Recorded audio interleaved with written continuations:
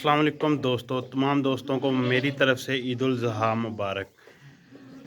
जितने भी दोस्त मुझे यूट्यूब पे फॉलो करते हैं, फेसबुक पे फॉलो करते हैं, व्हाट्सएप पे फॉलो करते हैं, तमाम दोस्तों को हमारी तरफ़ से ईद उल ज़ुहा मुबारक और तमाम उम्मत मुसलमानों को ईद उल ज़ुहा बहुत ज़्यादा मुबारक हो। आज छोटा सा एक पैगाम, छोटी सी वीडियो लेकर आप लोगों की खिदमत में हाज़िर हुआ हूँ।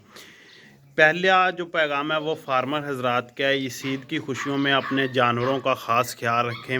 आप अपने कामों में मसरूफ़ हो जाते हैं और जानवरों का कोई ख़ास ख्याल या इनको चारा वगैरह सही नहीं देने की वजह से जानवर कमज़ोर और बीमार हो जाते हैं।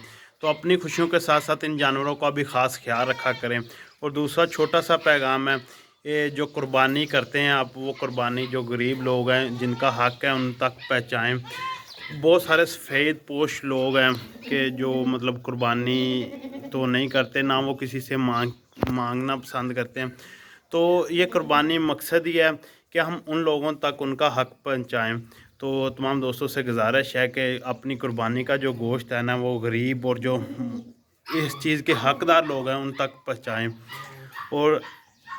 और छोटा सा और आखिरी जो पैगाम है वो जो अब कुर्बानी के जानवर को ज़िबा करने के बाद उसकी लाशें होती हैं, उसे गंदगी के ढेरों पर मत फेंकें, उन्हें किसी जगह जाकर दफन कर दें, ताकि ये हमने साफ़ सुथरा पाकिस्तान मनाना है, ना कि ये पाकिस्तान को गंदा और मतलब बदबूदार पाकिस्तान मनाना है। आप दोस्तों से ये छोटी सी गुजारिश है, जितने भी आपके पास आप कुर्बानी का गोश्त करते हैं उसके बाद जो जानवर की लाशें होती हैं उसे किसी गांव शहरों से दूर जाकर किसी जगह पे दफन कर दें, ताकि हम अपने मुल्क को साफ़ सुथरा बना सकें। क्योंकि ये हमारा अज़म है कि हम अपना घर को जिस तरह साफ़ रखते हैं इसी तरह हमने अपने मुल्क को भी साफ़ रखना। तमाम दोस्तों को फिर से एक बार मेरी तरफ़ से ईद उल मुबारक। अल्लाह हाफिज़।